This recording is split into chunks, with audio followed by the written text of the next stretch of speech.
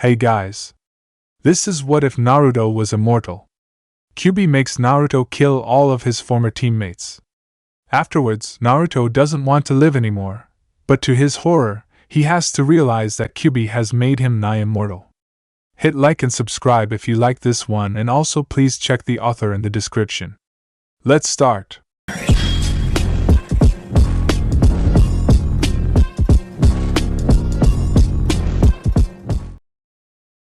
Chapter 1: What Might Be. He has tried killing himself so often that he has lost count. Poison, drowning, starvation. He has tried anything he could think of. But his amazing regenerative powers, the ones that have made him such an exceptional ninja, have become his downfall. They keep him alive whenever his will doesn't. And then, there is the beast in his stomach. The beast within him that refuses to let him die because it would die together with him. But he can't let it win. He can't let it have the last say in his fate. He can't let it dictate his life by making him immortal. So he merely sits there, waiting for the beast's power to wane throughout the years. He has been sitting there for a long time, always hearing the beast growl within him, but never moving to obey its command. The one time he has given in to its voice, he had killed his friends. His plan had been very risky. He had known that Konoha would never get peace with Akatsuki still on the hunt for him and the other tailed demons. So he had searched them out on his own, thinking that while they were busy freeing his demon, them tampering with his seal would grant him enough power to take them out in one swoop. He had trusted in Yondame's sealing abilities to keep the beast from escaping, and his trust had been proven true. Despite a great weakening in the seal's structure, the beast was still caged within him. But he should have told someone where he was going. As soon as Akatsuki had started working on his seal, more and more of the demon had bled into his mind. When the rescue team from Konoha, his former team members, and Team 8, had appeared, he had already been too far gone. The beast had taken over his consciousness, and had blissfully swallowed him whole. The last thing he remembered was Kakashi-sensei's horrified expression. When he had woken again, he had been standing in a spray of blood, tasting red liquid between his teeth, smelling its metallic scent in the air. In front of him, there had been a crater of epic proportions. In his hands there had been a single hydiate. It had been a hydiate he was very familiar with, having inflicted the scratch through the leaf spiral himself. A few bluish-black hairs were still clinging to it, and he had let out a howl of unbearable pain and agony in recognition. Then, he had run. He had run as far as his feet were able to carry him, and then some more. He had kept on running until his body had collapsed upon itself in the woods, far from his home in Konoha. That had been the first time he had almost succeeded in killing himself. But the beast had lent him its stamina. While he had been too exhausted to move for a week, it hadn't killed him. He had been left alive with the knowledge of having murdered his friends. When he had found enough strength to get up again, he had started wandering aimlessly because he didn't want to be tracked down by Konoha or any other ninja. He was too dangerous. During his travels, he had tried several other ways of ending his life. Slitting his wrists, ingesting poisons, stabbing his heart, drowning himself in rivers. Any combination thereof. But every time, he had been thwarted by the beast within his stomach. The weakened seal had given it more power over his body, and it had healed him every single time. So he had taken to starvation. After 3 days of neither eating nor drinking anything, his tongue was horribly swollen, his dried-out eyes refused to work properly, and his breath was rasping painfully in his throat. Whenever he could, he was staggering on, and whenever he couldn't, he was just lying there. After a week of no water, he was still alive. A feverish delirium made his thoughts hazy, but he was undeniably alive. The beast kept his body going far beyond any human capabilities. 2 weeks, and his body was getting thinner, his strength waning as he refused to take any nourishment. 3 weeks, and he was still waiting for death. He had become used to his swollen tongue, his raspy throat, his empty stomach. And he was still moving, by now far away from any ninja countries, barely more than a skeleton covered in rags and brittle skin. 4 weeks. He was still waiting. After 5 weeks, he lost count. It was getting colder, But the eyes didn't kill him, either. His hair had grown so long that he was living in a permanent twilight of shadows, never aware of the pitying stares he was grazed with. And despite the lack of food, his body was slowly maturing into a man's. His bones became longer, his chin sharper, his barely used voice deeper. When it was getting warmer once again, he was still alive, and the beast within him was still growling. One day, the man merely sat down and refused to move. He was dimly aware that he was sitting against a wall, a small town surrounding him, but that wasn't important. His bony knees huddled to his chest, he sometimes looked at the world through the long bangs shadowing his eyes. He was waiting for death to claim him. People occasionally threw coins into the dirt in front of him, thinking him a beggar. He never picked them up, others did. One day, someone placed a small bowl in front of him in hope he might collect the coins and take better care of himself, but he refused to take the money. He was no more than dry, cracking skin spanning tightly over bony shadows, but he was still refused to die. Day by day, coins were clattering into his bowl, and night by night, other beggars and thieves took them once again. Only when someone wanted to take his bowl, too, did he look up. He felt the beast surge against the weak remnants of the seal, and when he saw out of his own eyes again, he was drenched in blood. The bowl was still standing in front of him. Days were turning into months, months into years, and he was still sitting there, never moving. Only few people still threw him coins. Most saw him as no more than an ingeniously crafted statue. Buildings were falling and growing around him, and he was still waiting for death to take him. There was a point down the decades when nobody took notice of him anymore, and he lost himself. Around him, the town was growing, changing, slowly forgetting him as he forgot himself. Now, he lives in a timeless void. His thoughts have withered as much as his body has. He is like an animal that has lied down to die. Nothing can move him. The world around him is turning, but he doesn't participate anymore. Life is lost to him. Wooden houses have changed into stone ones, simple oxen-driven carts into steam and electricity-powered ones, but he does not really see any of it. He doesn't notice the language grow and change gradually around him. Every now and then, words reach his ears, but they have lost all meaning. In his mind, he already is dead, although his body refuses to die. And the seal on his stomach is still sustaining him with the strength of the beast. The formerly clean, fresh air has turned heavy, choked with dust and fumes, making him cough every once in a while. Sometimes, the ground is trembling, but he doesn't care. Sometimes, the beast is growling, but he doesn't even curse its gift of immortality anymore. Within his timeless void, he can feel it getting weaker, having to sustain his life for such a long time, and he patiently waits for the last of its strength to seep out.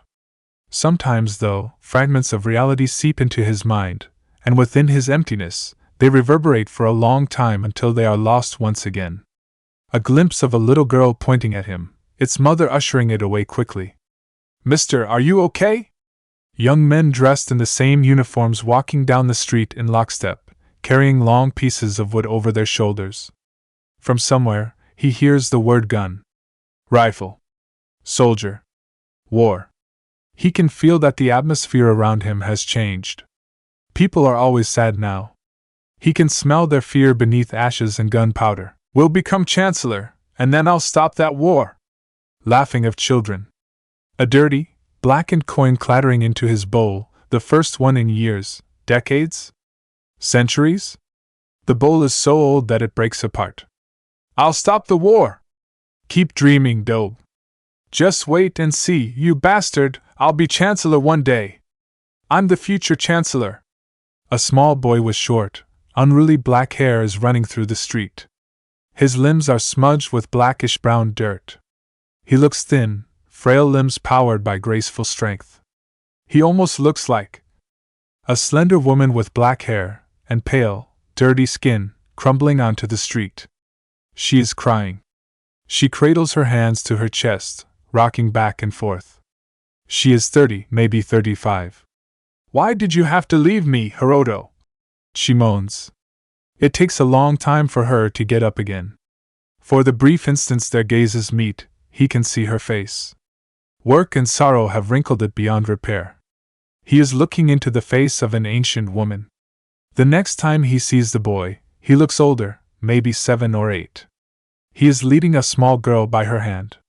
You see, Michiko, there's nothing to be afraid of. Mr. Spooky won't hurt you because I'll protect you. I'm the future chancellor, and I'll stop the war. She presses harder into him. Another vision of the boy. This time, he is running from one of the uniformed men. The boy smells scared. The man smells of killing intent. The next time he awakens, he smells blood on his skin and in his hair. His clothes have rotted away a long time ago. The beast growling within him is satisfied for the moment. In front of him, there is the boy. Thank you, he says. Thank you for your help, Mr. Spooky. It takes days for the scent of blood to be washed away. You know what happened today, Mr. Spooky? Soldiers came by our house, and Hiroshi joined them because he's old enough. Mom is still crying. I swear, when I'm chancellor, I won't let soldiers take my brother away. Mr. Spooky, it's winter, and you can't sit in the snow without clothes. If she could see you like this, my mom would scold you. Here's a blanket. It'll keep you warm while I go to Sunday school. The blanket smells of the boy. The boy is sitting next to him on the ground, not minding the wet and dirty blanket. He is crying quietly. You know, Mr. Spooky, today, while I was working in the factory, a soldier came by our house. He told us that Hiroshi's dead.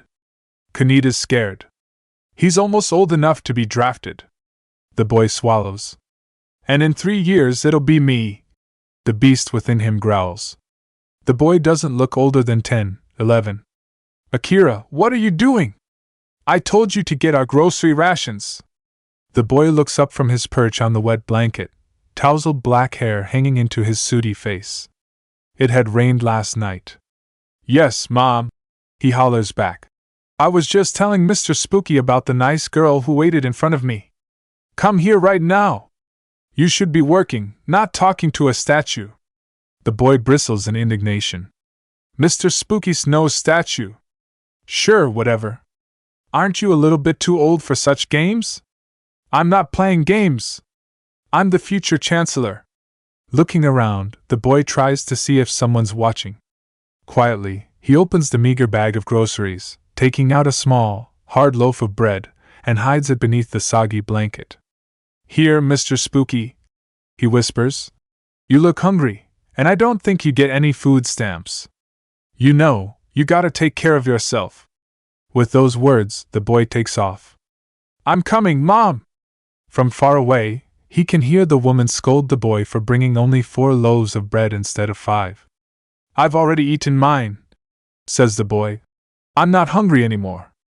Mr. Spooky! I don't know how you do it, but I can't have you bringing back your food all the time. Mom thinks I'm stealing it, and you've got to eat. You're too thin already. I know, the bread doesn't taste good, but it's the only thing I can give you.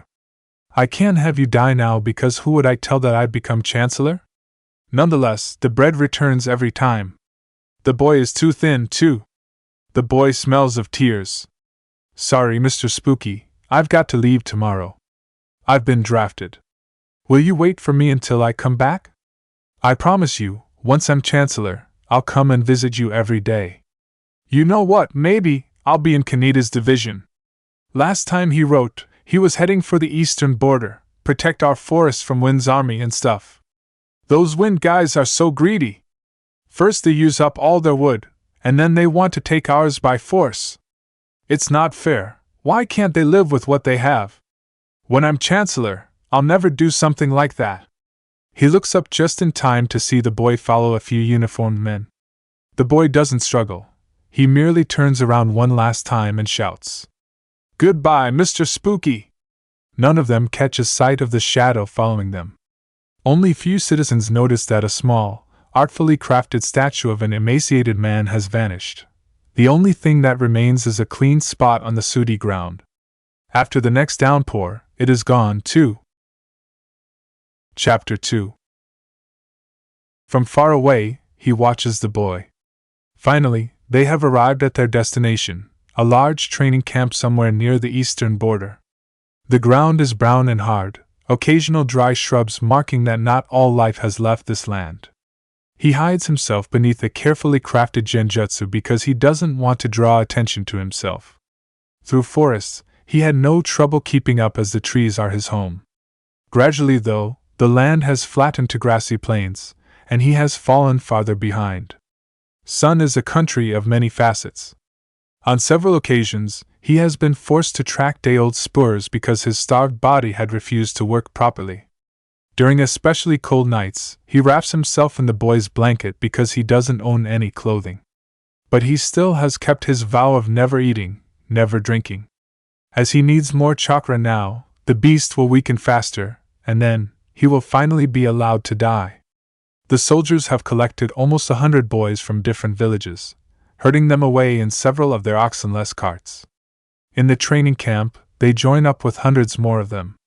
They are being outfitted with 2 standard uniforms, a dress uniform, a rations package, 2 knives, a gun, and ammunition. None of them has any idea how to handle the weapons. He has found out that the oxenless cars, need wood to function because every evening during their travels, 10 boys had been sent to gather old and dry branches for the engines.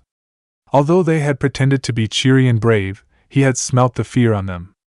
Eavesdropping on the soldiers in the evenings, he has overheard that he is in Sun, quite a big country compared to most of its neighbors. The only ones of a size worth mentioning are Metal to the northwest, and Spirit to the south. And of course, Wind to the east. During past decades, Sun had been to war with almost all of them.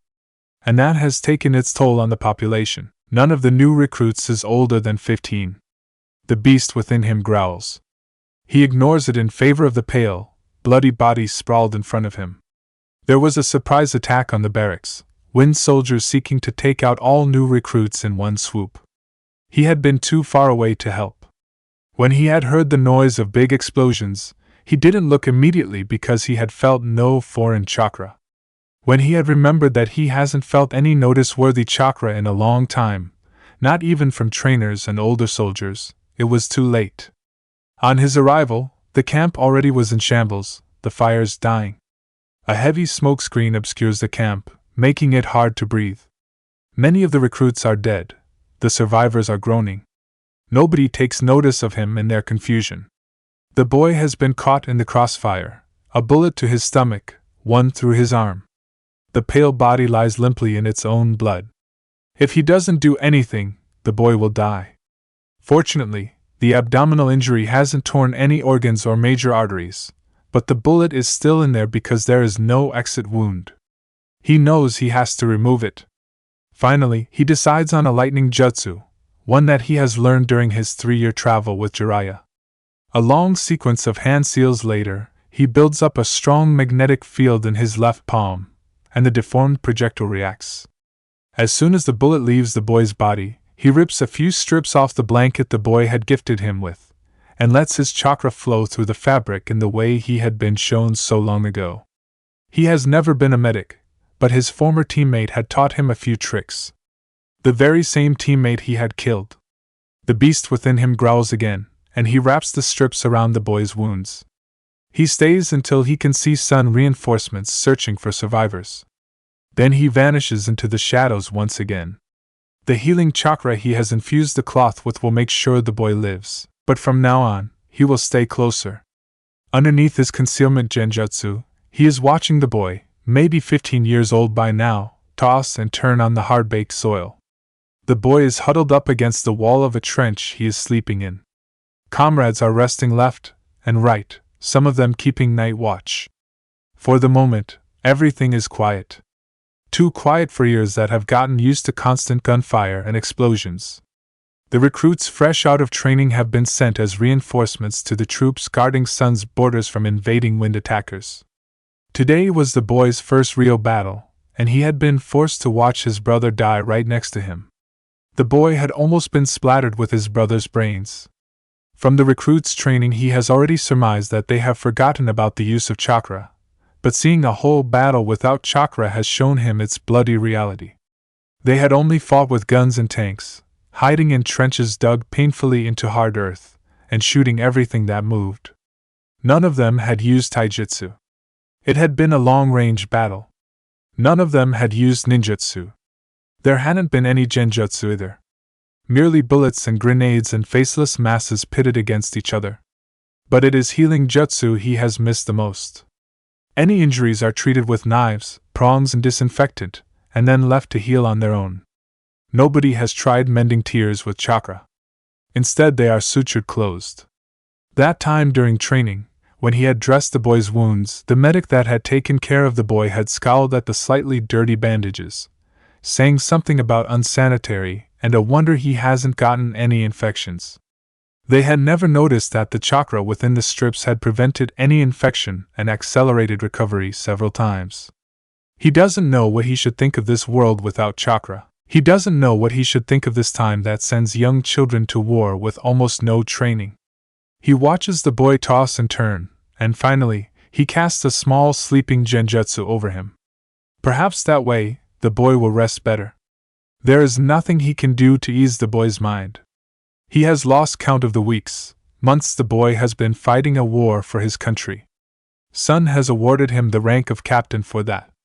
The boy's formerly innocent features have matured, a stronger chin, cheeks losing their chubby padding. But the eyes are the ones that have aged the most. They have been hardened by watching death all around him. He can't remember when the boy has smiled the last time.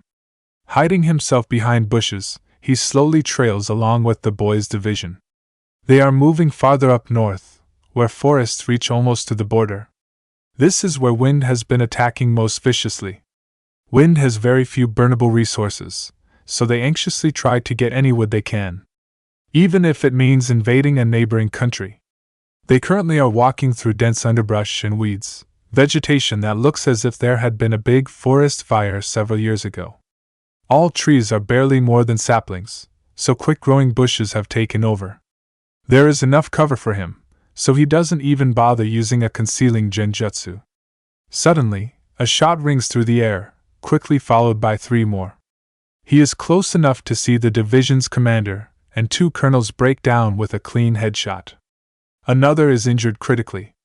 All soldiers in the vicinity throw themselves behind cover, trying to make out where the shots came from. The first lieutenant colonel goes down. Apparently, all high ranks are targeted to increase confusion. The beast is growling. He doesn't have any problems with locating the assassin, the bullets having given him enough indication as to where the sniper is hidden. Almost on their own, his feet pad soundlessly over twigs and greenery, his arms guiding branches silently around his body to make him flow through the woods like a wraith. From behind, he catches sight of the assassin, a medium-sized man with camouflage-colored clothes. The man lies upon a rock, calmly adjusting his rifle to focus upon his next target. He has chosen an excellent vantage point, cleverly hidden by foliage, yet having almost clear view of the whole trail. None of the soldiers is even close to locating the danger they all are in. Ghosting closer, he follows the sniper's line of sight, only to come up with a familiar, messy, black mop of hair. Once again, the beast surges abruptly from its confines, and this time, he agrees with its anger. When he can think clearly once again, he realizes that he is unfamiliar with his surroundings. He isn't anywhere near the assassin anymore. And he is wearing clothes. Ever since his old ones had fallen off his body from old age, he hasn't made any attempts to look for clothing. The blanket the boy, young man, had gifted him with had been enough for him. Now, though, he can feel the chafe of loose, camouflage-colored fabric against his skin, and it doesn't feel bad. The shirt hangs from his bony shoulders, and a strip of blanket is holding up his pants. He must have discarded the muddy remainders of his blanket somewhere along his path. He looks around and sniffs the air. A stale scent of fear and gunpowder lingers in the woods. He can't have run too far then. Almost absent-mindedly, he picks the blood from under his fingernails while he stretches his chakra sense. There. The boy's division, maybe an hour away to the north. Soundlessly, his presence vanishes from the small clearing, leaving behind only a few rustling leaves. The beast's growls have become steadily more insistent. He knows that he will have to make a decision, soon. He cannot live off the beast's chakra forever because even its seemingly unlimited resources are getting thin. From what he has overheard, he has been waiting for death for almost 3 centuries, and 300 years of keeping a malnourished, failing body alive has weakened the beast considerably. Not to mention all those times he has used its chakra without giving his body anything to replenish it with. The boy, no, the young man, is almost 20, and he has been watching over him ever since he was recruited into the army. He has risen quickly in ranks, having gained the title of colonel and his own brigade of men.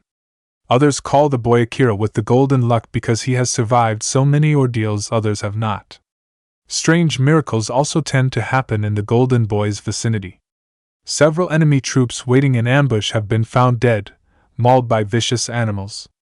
Other times, enemies simply looked at him and his men without seeing them. They are the only brigade in the army that has won more battles than they lost. The beast within him growls again. He knows that if he wants to continue watching over the boy, young man, he will have to give up his death wish. For 300 years, the beast has been suffering together with him, and sometimes he can feel its worry.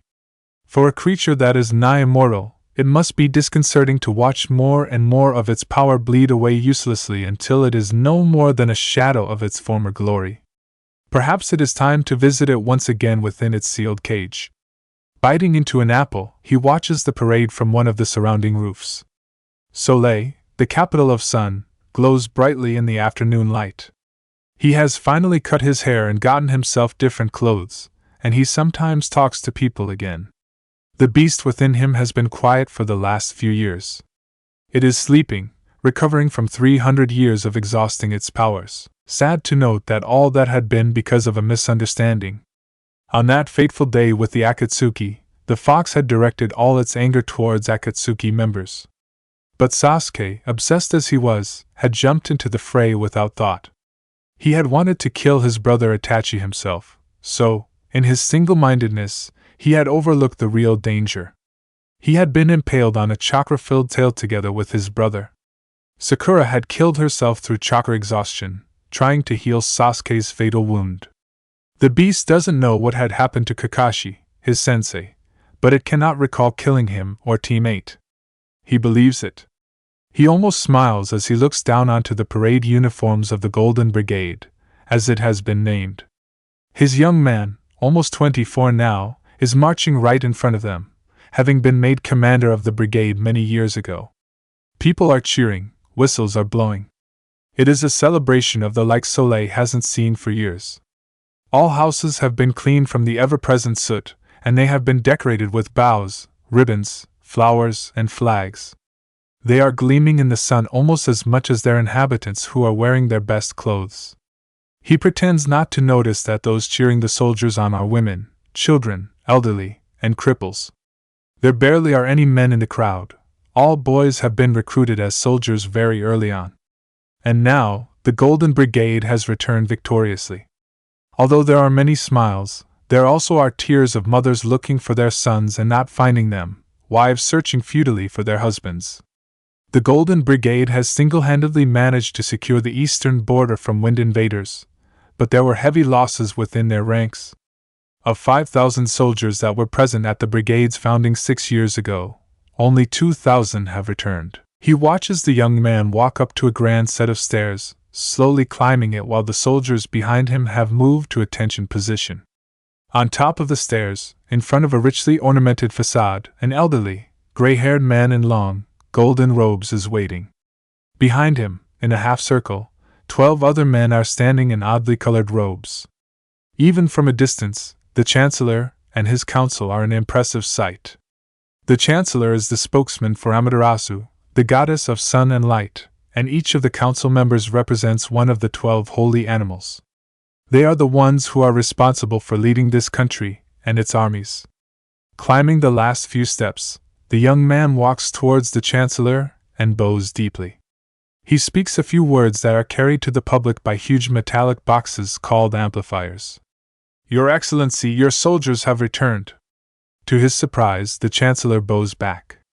It is not as deep and long as the young man has bowed, but for the spokesman of Amaterasu to show his respect to anyone, something great must have happened. He takes another bite from his apple. The roof he is standing on is quite far away from the podium with all those important people. However, his eyes are as good as ever, and those amplifiers carry every spoken word to the crowd. Colonel Akira Minamoto, we want to thank you and your men in the name of all people in Sun for your heroic efforts. With unrelenting determination, you have protected our lands and our forests. You have given us enough strength to make a stand of our own once again. One of the counselors in green robes steps forward and bows, first towards the Chancellor, then to the young man. He reaches into the folds of his robe and presents whatever he has found in there to the Chancellor. Taking the object into his own hands, the Chancellor waits for Green Robe to join the half-circle again. Then, the Chancellor advances towards the young man and fastens the object on his uniform, right over his heart. For those heroic efforts, you are allowed to call yourself General Minamoto Akira from now on. He can't see the young man's face from his roof because he has chosen his position to keep an eye on the council members. Not all of them look as happy as the cheering crowd. They know it is not a far step anymore from general to counselor, especially when having gained the Chancellor's favor. All counselors are appointed by the Chancellor. Most come from a few select families that have brought forth counselors for generations, but exceptions are known to be made. And being in the council is no lifetime assignment. So they rightfully are afraid of the young, upshot general. Taking a last bite from his apple, he chucks its core away into a seemingly random direction. Maybe the young man will be able to make his dreams come true after all. Leaving the dirty roof as unseen as he has appeared on it, he vanishes into the crowd. Days later, a few children investigate a strange smell from one of the surrounding alleys. They discover a dead man, lying face down in soot and mud. After a routine autopsy, the doctors decide that he must have been hit on his temple by a blunt, irregularly formed object, robbing him of consciousness.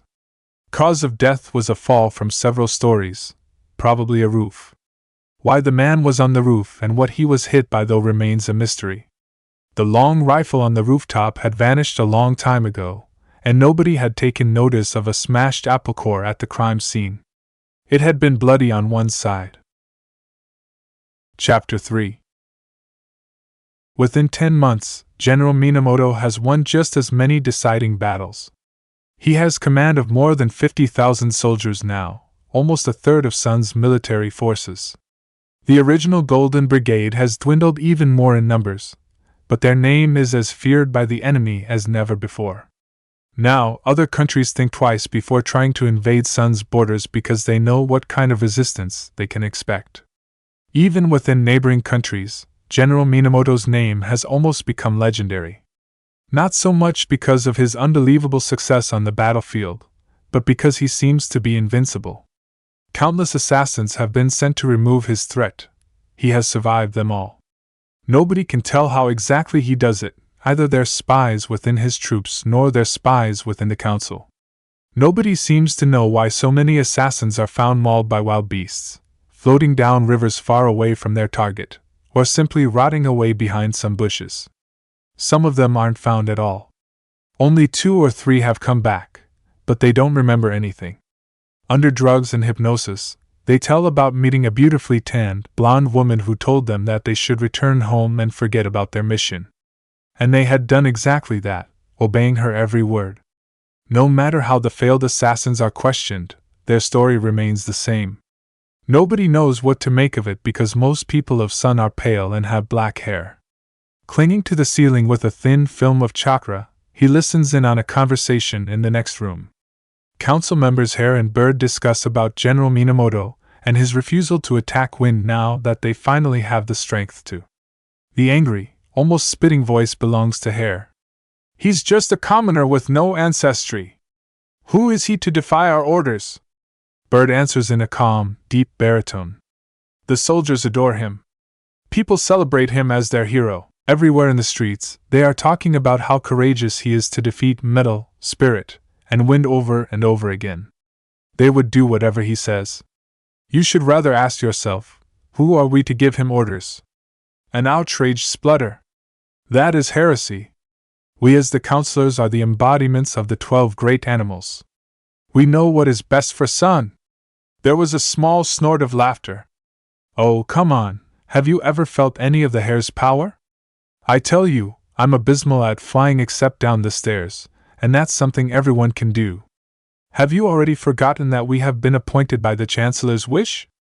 The Chancellor is an old fool. He should never have made that greenhorn a general. He has no idea what this country needs. I think it's you who has no idea. We've been at war for how long? Certainly for longer than I've been alive. Have you looked into our streets lately?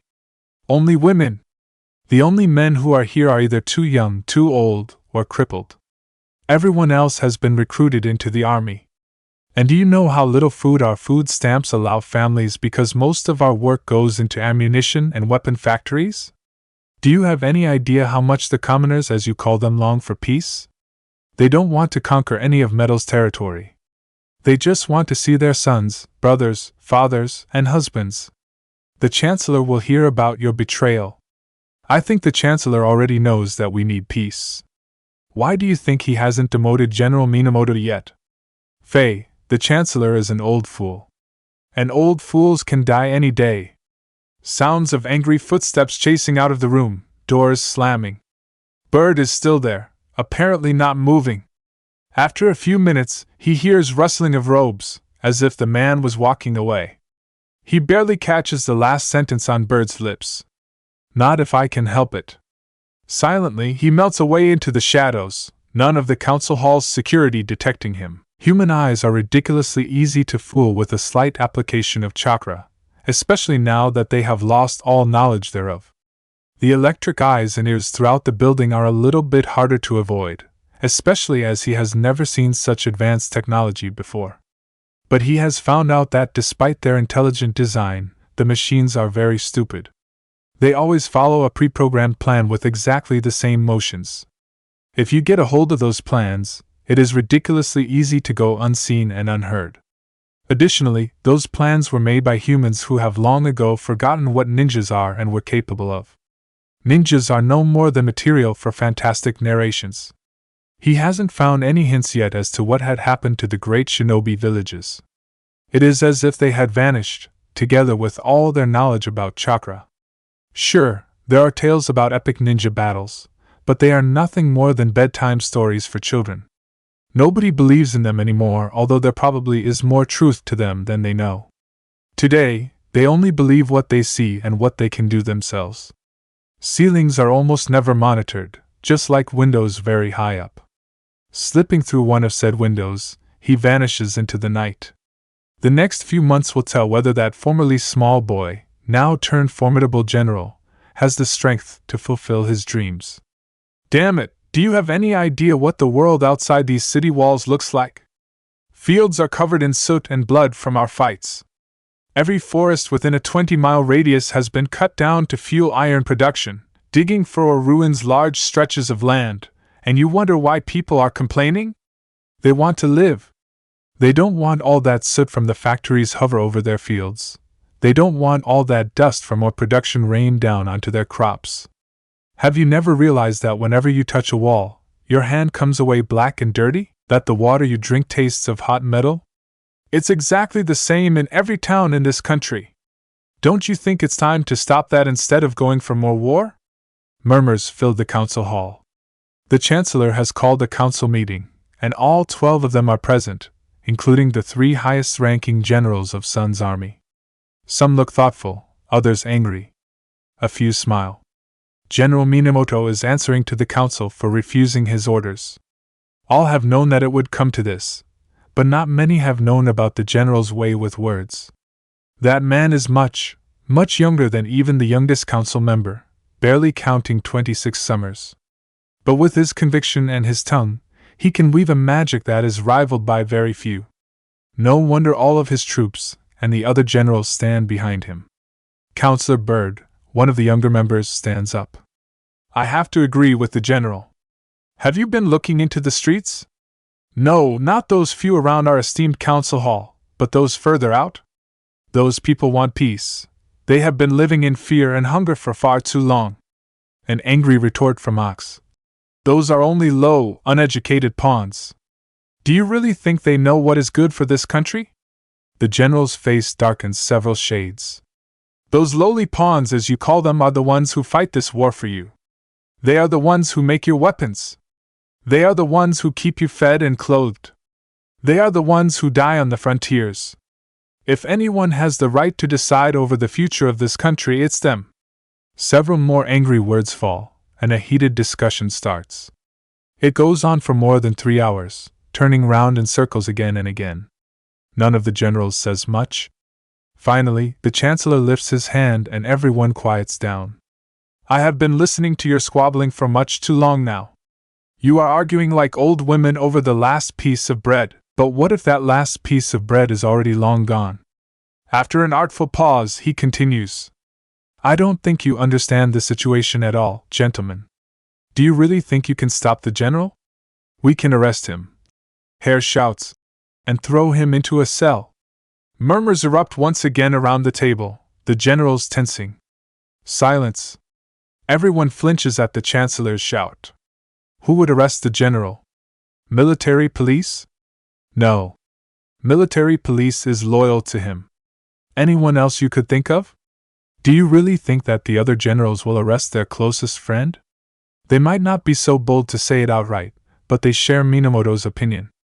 So, do you see how ridiculous such a venture is?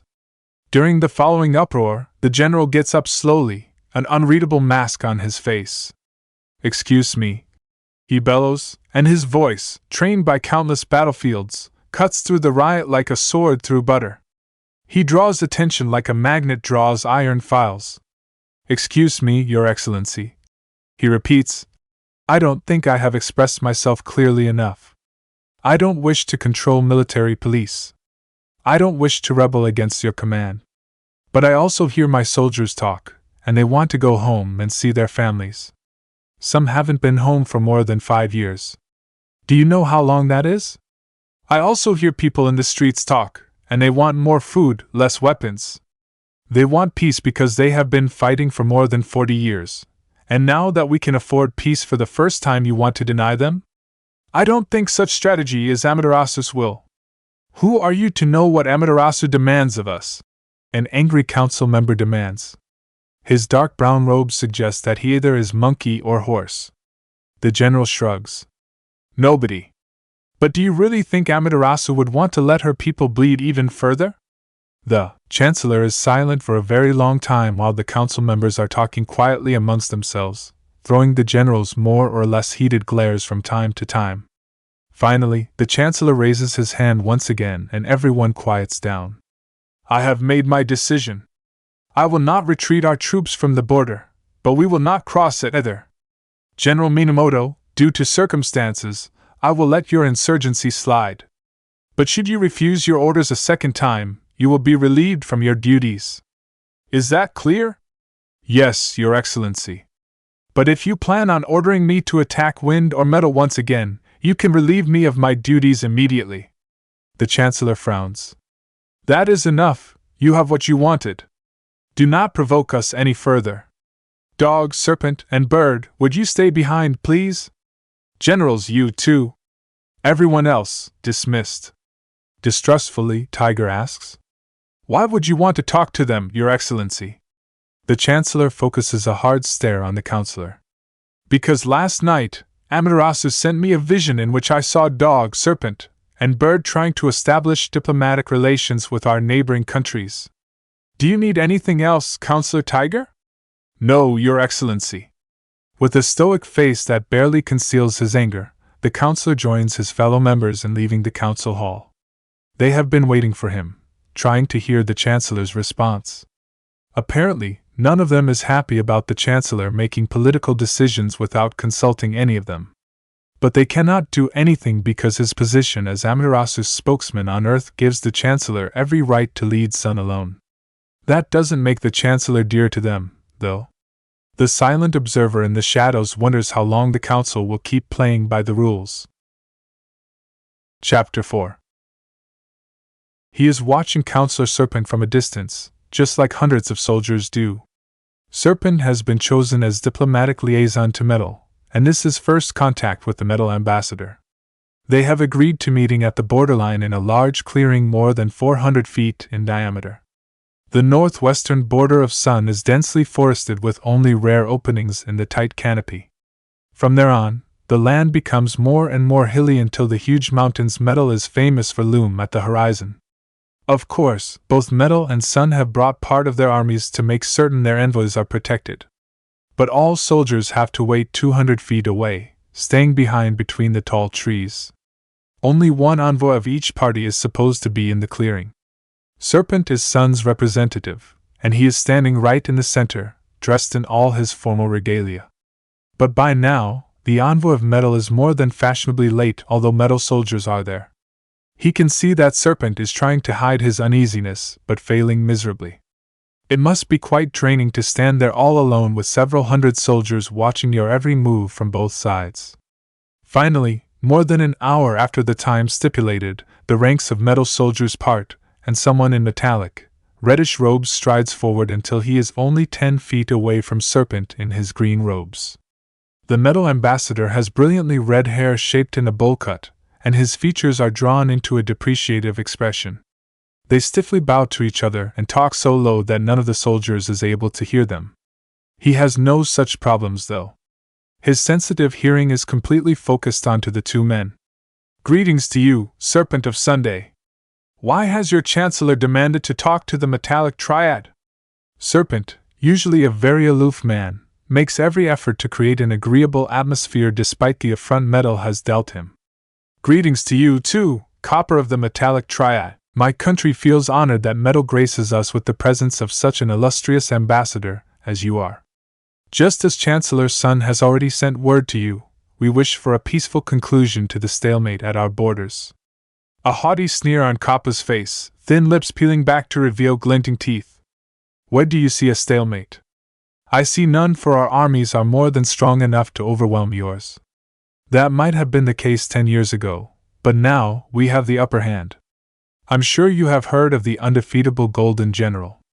What you can see behind me is a third of his Golden Brigade, his top elite soldiers who haven't lost any important battles as of yet. I am sure you didn't want to imply they are weak. They have been fighting on 2 frontiers for the past 5 years, and they have been winning. And even you have to admit that Wind is a fearsome adversary." Copper waves arrogantly. "Wind is not as strong as it once was. They have even less arable land than you have, and water is a sparse commodity within their borders. I am sure they would agree to your generous offer of peace and trade because they don't have anything left to fight with. Not so Metal. Our mountains are rich with both nourishment and hiding places. We are strong, and we do not need peace with such pitiful countries as Sun or Wind." Gradually, Serpent loses his politeness in face of such blatant disrespect for any diplomatic gestures. "You are not interested in trade either, are you? What can you offer which we do not already have?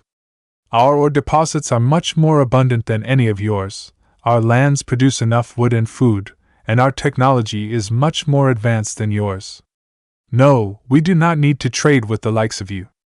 We have heard that Silver of the metallic triad has a daughter who is suffering from an unknown wind poison. There might be some healers in our armies who know the poison and the antidote." In a very interesting show of anger, Kappa's face flushes nearly the same shade as his robes and his hair. "I knew it! That was the work of you dishonorable curs formed Sun. You think that by offering to help a child you have poisoned yourself you will get into the good graces of the metallic triad? Get out of my sight, and never return again. Should any of you ever step even a foot onto our soil again, we will rip you apart, and give your bloody remainders to the devils of Valia." He can see that Serpent stiffens at those insults, but bows to Copper nonetheless with a last veneer of civility.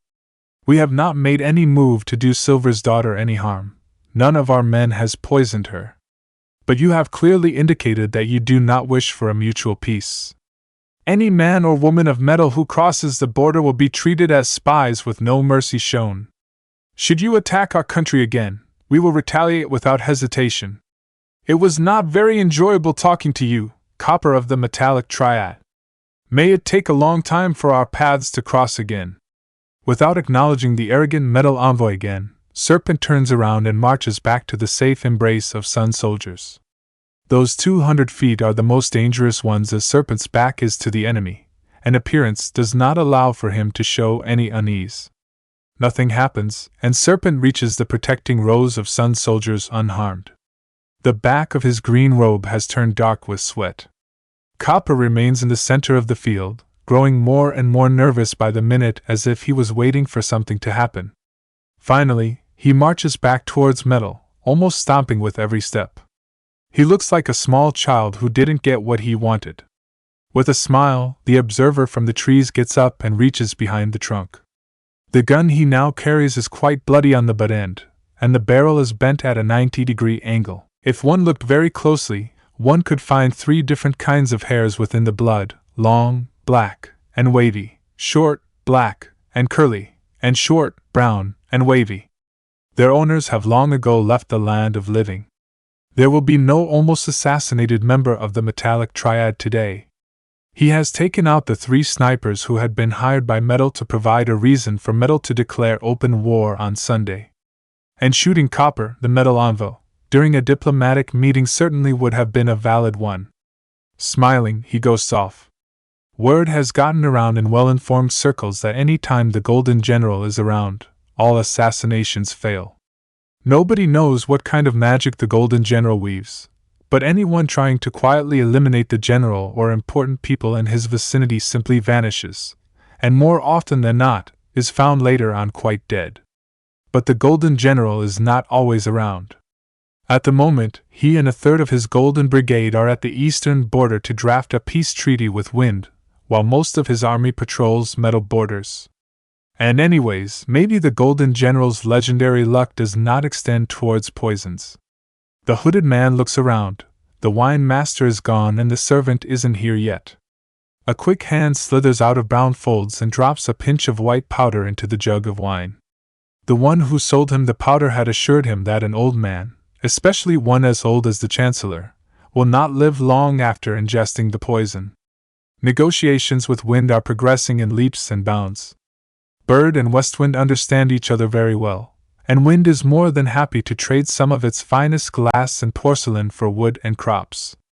The plains they have met at are vast and dry, sparse grass barely covering topmost soil. What is one of the hottest places in sun is seen as one of the colder forecourts to the hellish desert most of Wind consists of. The same difference is in their clothes. While Wind soldiers are swathed in long, wide gowns with thick burnouses on their heads, Sun soldiers sweat heavily beneath their thick fabric. Some of the more daring Sun soldiers have tried trading Wind soldiers for their garbs, and those meetings always are a great source of entertainment. Soldiers from both camps come and watch those verbal duels between drawling, slow-talking Sun citizens, and the almost singing elaborations of Wind soldiers. Most of the time, a few burnouses and a few wooden trinkets change owners before a superior breaks up the party. At the moment, he watches General Minamoto tend to the paperwork such a logistic nightmare as leading an army of 50,000 men produces. He thinks it strange that none of the people he has seen so far bear any marks of bloodline abilities. But perhaps those families are hiding away because they have become outcasts for their different looks. If the majority of the population has lost all knowledge of chakra, who is to say they haven't lost all knowledge about bloodlines too? Especially as the latter ones are more obscure. Even 300 years ago, when he had still been in Konoha, all techniques concerning creation and alteration of bloodlines have vanished. Most information on their blood-related abilities had been guarded closely by the respective clans, and they had already started dying out when he had left. To think of it, he was the one who had killed the last 2 Uchiha. The beast growls within his stomach. It is strangely comforting for him to know that the beast doesn't hate him for those centuries of starvation he has forced upon it. And he thinks that in some animalistic way, the beast even cares for him. After those failed negotiations at Metal's border, it certainly is nice to see that something goes right for once. General! General! An excited soldier bursts into General Minamoto's tent, waving a piece of paper. A telegram from Soleil! The Chancellor is very sick, and he demands your presence immediately. The general frowns. Let me see. His frown grows even deeper when he reads the message, completely ignoring the soldier who still stands at attention. Inform Council Member Bird at once. He absently demands. Tell him to come here, but do not tell him of the message's content if he is in company of the Wind Ambassador. Yes, sir. A few minutes later, a carefully neutral counselor arrives, dressed in his formal robes. He stiffly sits down on a collapsible chair. What is so important that you had to interrupt my diplomatic dinner with Westwind? Without any words, the general hands Bird the message, and the counselor starts frowning, too. That is a most unfortunate moment. A week or two, and we will have our treaty. The general nods. A week or two, and we might have a new chancellor. This sounds serious. It worries me that the chancellor has fallen ill so severely.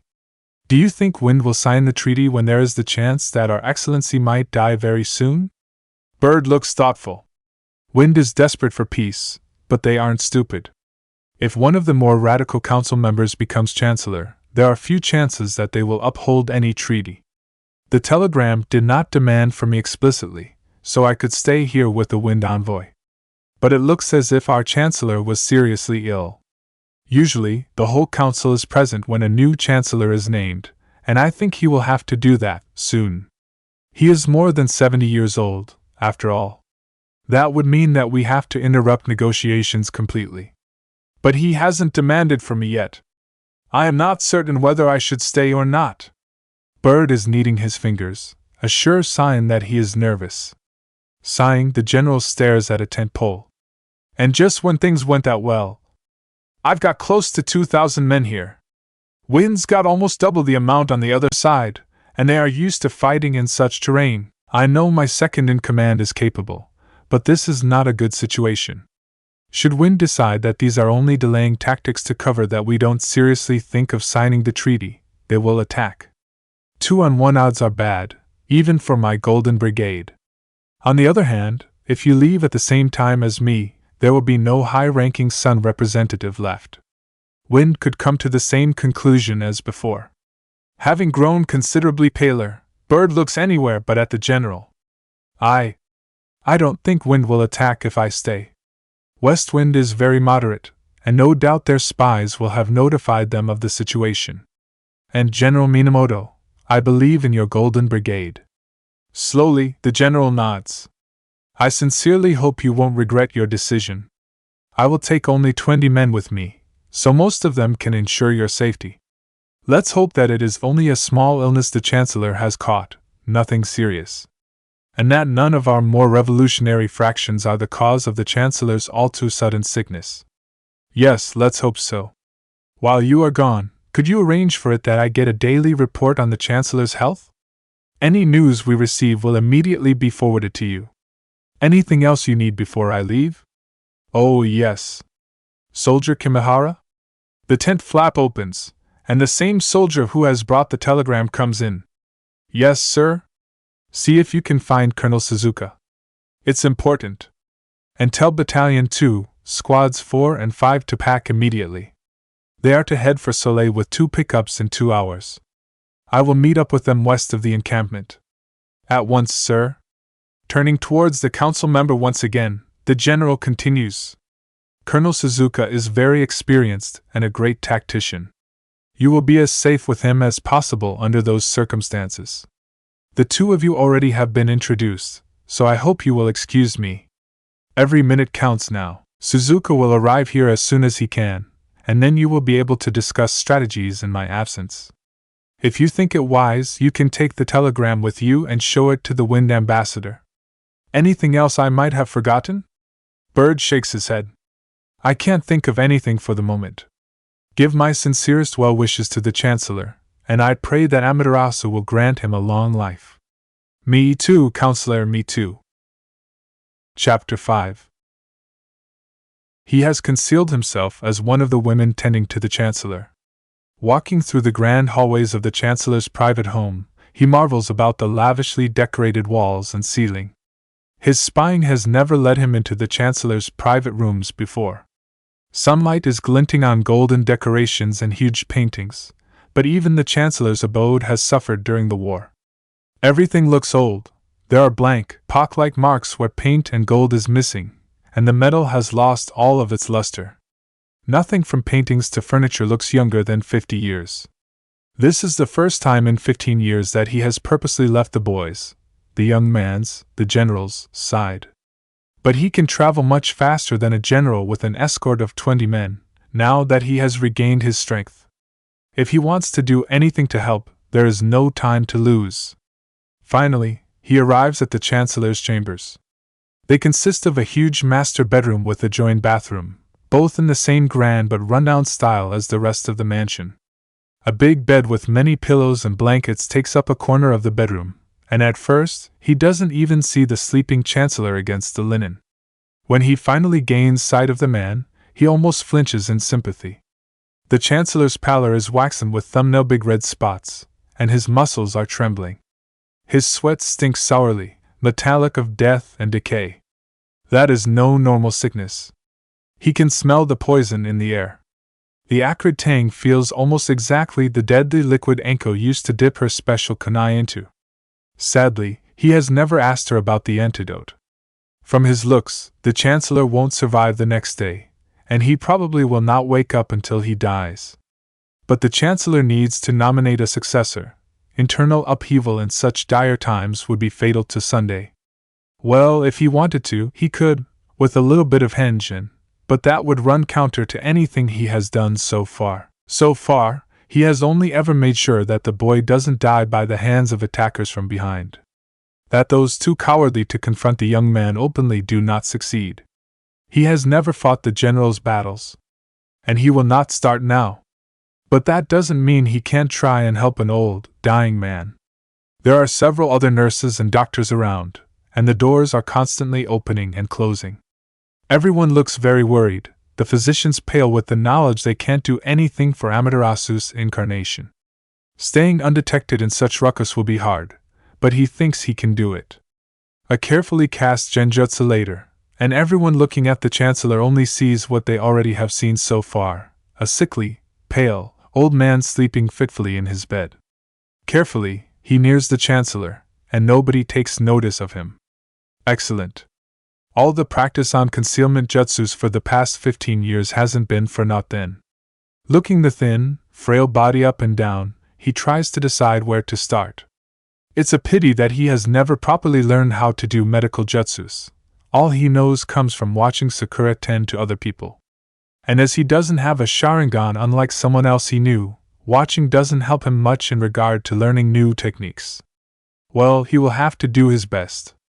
But where to start?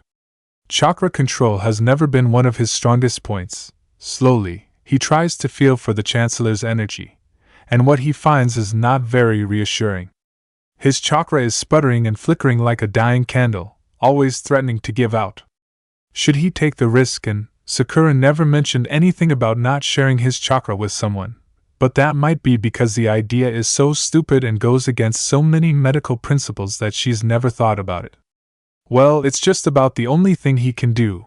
He lacks knowledge and precision control for anything else, and, judging by the decaying, metallic scent of the poison, it's not as if he could make the situation any worse. Without his help, the Chancellor will certainly die. Sighing, he gathers a cold, sweaty, wrinkled hand into his own. The fingers are stiff and cramped, with swollen joints that have lost much of their agility. A very weak pulse is fluttering against his skin, signs of a heart laboring fruitlessly against subtle death. The nurses and doctors don't really take notice of what he is doing. How is he supposed to start their chakra transfer? Aligning their fingers so that their palms are facing each other, he quickly realizes the different sizes of their hands. He is in a woman's body, so no wonder that his hands are much smaller than the Chancellor's ones. That way, their tenketsu points will never touch. Suddenly, he's got an idea. A quick hinge later, and a second Chancellor is kneeling next to the first one. His respect for the old man grows exponentially because he can feel the stiffness of age in his joints and bones. It is part of the burden the Chancellor has to carry every day. And the genjutsu still hides him, and what he is doing. He smirks. Now, their chakra openings should be exactly in the same places. Pressing the Chancellor's limp palm against his, he gradually lets chakra build in his hand, hoping that somehow it will be absorbed. But it doesn't seem to work that way. The beast within his stomach growls. Their palms grow hotter and hotter by the minute, but it doesn't feel like the old man has gotten any of his chakra. What is he doing wrong? When he finally rips his hand away, he can see small blisters on his whole palm. The old man has similar blisters, but in the center of those blisters, there's an unharmed spot. Is that a sign that the man's chakra openings are absorbing at least some of the energy? Almost jumping from joy, he continues, trying to focus his chakra even more so that it can flow directly into the Chancellor's Tenketsu points. Dimly, he realizes that he should be glad that everyone has forgotten about chakra use, because that way, he doesn't have to split his concentration between holding up the genjutsu and channeling chakra. The transfer takes up almost his entire mind. If they were trying to dispel his genjutsu, he would be in serious trouble. Their palms pressed against each other grow uncomfortably hot again, but not so much that it leaves damage. He doesn't know how long he keeps it up. He never feels any drain on his chakra, and the old man doesn't look any better either. His breathing is still shallow, and his heartbeat too quick. Only the beast's growling has become louder. To really make a difference, he probably would have to transfer chakra along the torso, but that is also where he can wreak the most damage should he do something wrong. And overloading an old man's chakra channels is much too easy, especially as they never have been used consciously. To avoid that dilemma, he tries the other hand. He thinks he's slowly getting the hang of it, as this time, he doesn't burn the old man at all. It is hard focusing chakra when he uses so little that he almost doesn't feel it. His respect for Sakura grows. But that doesn't help him. He is still looking for a way to save the man, but he gradually comes to the realization that he can't stop the poison. He can only strengthen the man's chakra that the poison is eating away. And that task is like filling water into a jug that has a hole in its bottom. Futile. Is that why the beast is growling? Do not trouble yourself, my lady Amaterasu. I know I am going to die today. Sharply, he looks up at the Chancellor, who has opened his eyes. Those dark orbs are sunk deep into his face, and his wrinkled skin folds limply over pronounced bones. His gaze is unfocused, but the Chancellor is undeniably awake. How lucid is he? He bows as much as he can without letting go of the Chancellor's hand. Your Excellency, I am not Amaterasu. I am very sorry that I cannot heal you. But I hope I can give you enough strength to name a successor so that this land will not drown in war. The Chancellor's dry lips crack when he smiles. But you are sharing Amaterasu's fire of life with me, so you must have been blessed by her. Thank you so much for giving me this chance. Would you be so kind to tell someone to go and inform the council? I will not let your gift go to waste. Only through the way the Chancellor never looks at him directly, he realizes that the Chancellor can't see him. The poison must have affected his eyes first, but apparently not his mind. He is glad for this blessing. Your Excellency, do not talk so much. I will give you as much energy as you can handle, and then, I will call in the council. You must conserve your strength. My lady Amaterasu is too kind to me. He almost sighs at the old man's insistence on his divine origin, but he doesn't correct him anymore. He merely concentrates on keeping as tight a focus on his chakra as possible, studying the old man's skin color every few minutes. His waxen pallor is slowly taking on a rosier flush, and the tremors grow easier. The smell of death, though, has grown more potent, gaining a more pungent, charred odor. And the beast's growl tapers off to a low, desperate whine. A small twitch in the old man's hand reminds him that the Chancellor is still awake.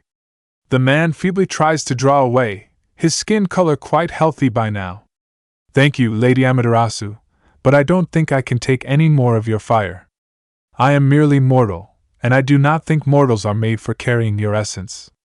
The small muscles around the old man's eyes are tightened in pain, making the wrinkles there much more prominent. He doesn't know whether that is a good sign or a bad one, but he knows he will have to stop sometime. He cannot keep filling up the Chancellor's dying life energy forever, and he doesn't want to force anything onto the old man. Slowly, he cuts the chakra flow off and lets the Chancellor's hand go. I am sorry for hurting you. That was not intention. Rest now while I call the council together. Yes, Lady Amaterasu. He almost cringes at the honorable title the Chancellor has bestowed upon him. He is no god, and if he had godlike powers none of that would have happened. But that is not important right now. Quickly, he changes his henge back into the young woman he has entered the room as and gradually lifts the genjutsu. To cover up the small hitch between illusion and reality, he grabs the nearest nurse by her arm and calls excitedly. Look, look, Your Excellency is awake, and he has demanded to talk to the council. The whole room is staring at them, and that is the moment when the last of the genjutsu dissolves. As all attention is on him, nobody realizes the strange jump in reality when the original replaces the illusion once again. Then he is pushed away by several doctors, who all crowd around the Chancellor's bed. Shaking his head slightly, he goes for the council members himself as everyone seems too amazed at the Chancellor's sudden return to consciousness. The beast has become completely quiet. The Chancellor's bedroom has been turned into even more of an assembly room than it had been before. 10 of the 12 council members are standing in a half-circle around the Chancellor's bed, several servants trying to make everyone comfortable, and a doctor is checking his patient very thoroughly. He is still in his disguise as female nurse and is holding the doctor's tray. It takes most of his willpower not to smile at the doctor's obvious bafflement, but he knows now is not the time to laugh. The pungent odor of sickness and decay has grown far stronger, and he wonders how the others can't smell it. Doctor, that is enough, sounds the cranky voice of the Chancellor. Despite how well I look, I know that my time has come. Now be good and let me talk to my council. I do not want to waste this chance by letting you take up all my time. Admonished, the doctor bows deeply and retreats sulkingly into a corner of the room. As you wish, Your Excellency. All council members wear their formal attire, even their animal masks. While he had been informing the council, the Chancellor had been dressed in his golden robes and propped up with a few pillows at his back. The man is breathing heavily, but despite his physical hardships, he looks serene although his face is very flushed. Everyone is waiting for him to talk, and he doesn't let them wait for a long time. With a surprisingly strong voice, the Chancellor opens the meeting in all bluntness. The illness in my veins has stolen my sight. Is everyone present? Tiger steps forth although the Chancellor can't see him. Everyone but Councillors Bird and Dog, Your Excellency. Both of them have been negotiating at our borders, and they thought it crucial not to leave Wind and Spirit ambassadors alone. Before your unfortunate illness, you have demanded for General Minamoto. He is on his way to help secure Soleil. He should arrive within the next day. But Serpent is here? His negotiations with Metal have failed. He has returned yesterday afternoon. Serpent takes a small step forward and bows. I am here, Your Excellency. The Chancellor nods into the direction his voice comes from. Good. Lady Amaterasu has graciously given me the strength to talk to you one last time. Lady Amaterasu told me to name her next vessel so that her country might finally find peace. The Chancellor breaks off, his formerly intense flush turning an even deeper shade of red. His color makes the doctor and him in his borrowed nurse body worry. It doesn't look healthy at all, and it seems to pain the Chancellor quite a bit. Nonetheless, he keeps talking. There have been very few incidents when the next Chancellor has not been chosen from the ranks of council members. To his horror, he sees small, bluish-reddish flames oozing out of the Chancellor's pores. And judging by the gasps, he isn't the only one to see that phenomena. The charred smell in the room is growing stronger. Is that the chakra he has given to the Chancellor? With horrible effort, the Chancellor forgoes all lengthy ceremonies and forces out between clenched teeth. I hereby call upon General Akira Minamoto. The Chancellor abruptly cuts off with a scream as the flames cover almost his entire body, drowning out the Councillor's uproar on the unexpected nomination. Why is the chakra burning his body? Hasn't it already been absorbed? He watches in horror how the chakra he has lent the old man bursts forth in a single blaze, consuming flesh like candle wax. It is so bright that he almost can't look at the Chancellor's emaciated frame on the bed, and black plumes of acrid smoke clog his nose. In a last defying gesture, the burning scheme convulses, its voice screeching void of all human traces. Serve her as you, Lady Amaterasu. That final, ear-piercing wail cuts off all conversation. Everyone watches in horror as the body collapses, the flames gradually dying with a haunted flicker. It is silent for a long time, and from far away, he hears a low keening. On the bed, there are the charred remainders of a golden robe, a sheet, several blankets, and beneath them all, a human body. A few counselors and the doctor look sick. The acrimonious, black smoke is suffocating the room in a gray twilight that is made even darker by the former blaze. Now he knows why Sakura has never said anything about transferring chakra that way. He cannot rip his gaze away from blackened skin and clawing hands frozen in agonizing pain. The keening grows louder. In front of his eyes, the old man is still burning with bluish-reddish flames of chakra, the afterimage of the arching body having burned itself deep into his retina. Karina! He doesn't listen. The keening has reached an almost unbearable pitch. Karina! A hand shakes his arm, relieving him of his tray. Abruptly, the keening cuts off. Oh, Karina is the name of the girl he has copied. From far, he can see the doctor touching him, but he doesn't feel it. Get her out of the room. He hears a voice call, but it pales next to the Chancellor's last scream. He had only wanted to help. Much later, he feels arms that are wrapped around him, rocking him slowly. And he realizes that he is crying. Amused, Counselor Bird watches the new Chancellor argue with his soldiers. All the curious onlookers who are trying to get a glimpse of their new head of state have been pushed back into a half circle, but they still hear every word. But I have to go there alone. It's important. But your security is even more important, Chancellor. I cannot let you go into a dark alley alone, even if you have been living there during your childhood. Raking his black hair with both hands, the Chancellor finally sighs. Fine. 2 of you can come with me, but keep at least 10 feet away. Colonel Suzuka, commander of the Chancellor's personal bodyguard, exchanges an irritated glance with Bird. Bird merely shakes his head pityingly. Go on. You know how stubborn he is. Hope and pray his luck as Golden General has extended to the Golden Chancellor. Suzuka grumbles.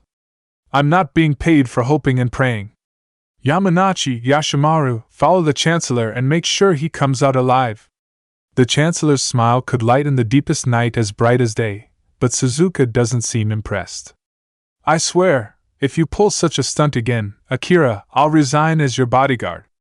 Still smiling, the Chancellor vanishes into the alley, completely ignoring the gaping crowds that have gathered outside the small area soldiers have sealed off. Word about the miraculous inauguration of Chancellor Minamoto has already spread. Every village knows by now that the Chancellor's reign has been blessed by Lady Amaterasu herself. Bird shakes his head. What he would have given to have been there. From what Serpent and Ox have told him, Amaterasu must have taken residence within the late Chancellor's body, consuming it with her godly fire in order to call upon the next Chancellor. Not even Hare and Tiger have made any move to doubt the legitimacy of Chancellor Minamoto's inauguration. A few minutes later, the Chancellor emerges once again from the alley, a frown on his face. Colonel Suzuka calms down almost immediately upon seeing his charge unharmed, and Bird has to stifle a laugh. The Colonel acts like a mother with child. In his hands, the Chancellor is holding something, glancing at it every now and then. Finally, he shows it to Suzuka. Can you read that? Studying the paper more closely, the Colonel shakes his head. Nope. To me, this scrawl is completely illegible. Bird? Taking a step closer, he looks over the Chancellor's shoulder. The commander was right. Whoever wrote this must not have given any thoughts to neatness. But something in the way strokes have been left out so methodically seems familiar to him. May I take a closer look? Wordlessly, the Chancellor hands him the paper. Something does not seem quite right with the way the characters are painted. Their proportions look off and unfinished, almost as if, turning the paper upside down, he briefly glares at the Colonel and the Chancellor, who both look away with embarrassment. Now, there is quite a bit more method to the mad scrawl, but he still cannot read it. At least he recognizes the style of writing and knows who can. That looks like one of the older ninja writings Dragon has shown me. He likes studying ancient artifacts. Perhaps you should show it to him. The Colonel expresses his doubt. Ancient ninja writings? This piece of paper isn't even a month old. Bird shrugs. You can't read it, I can't read it, the Chancellor can read it. Why not ninja writings? Perhaps because all ninja died out 100 years ago, if they even existed in the first place? An amused Chancellor interrupts them. Counselor, Colonel, no need to start arguing here in front of all people. When we are back in Soleil, I will show the paper to Dragon as you have suggested. Perhaps he can make it out.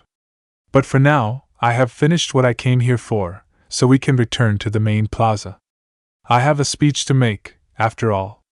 With those words, Chancellor Minamoto turns towards the cheering crowd, Counselor and Colonel following a respectful step behind. It is going to be a long day. A month later, a 2-page report from Counselor Dragon wanders across the Chancellor's desk. Your Excellency, it reads. Counselor Bird was indeed correct to suspect the note attached to be a form of ninja shorthand. As the document does not seem to be the original, I can only give you a gross estimation of its age based on the dialect it is written in. My guess is 3 centuries, give or take 50 years. Similar ninja messages have been found in fire and wind, occasionally in cloud and rock too. The earliest representatives of this kind of shorthand date back almost 400 years, and slightly modified styles had been used for almost 3 centuries afterwards. Contrary to popular belief, ninjas are not fictitious. The reason that so little is known about them is that they inhabited only very few villages, where they largely kept to themselves. Occasionally, they hired themselves out for missions, but they kept their secrets within their walls. With the invention of higher technology, especially guns and tanks, they were split into 2 groups, those that endorsed the new weapons, and those who clung to the old ways. Nobody knows why, but one day, approximately 100 to 150 years ago, a fierce war broke out between the 2 factions. Many died during those years, and the survivors scattered to the 4 winds. They were never heard of again. Most of their knowledge vanished together with them.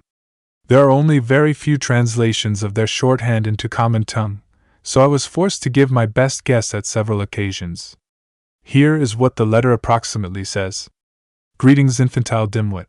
Probably opening phrase along the meaning greetings to you. You not tell me become highest son, reference to noon? Chancellor, not there. Will not see you again if well. Your dream, literally, hallucinations while sleeping, has felt now reality. My dream still working, but you help greatly.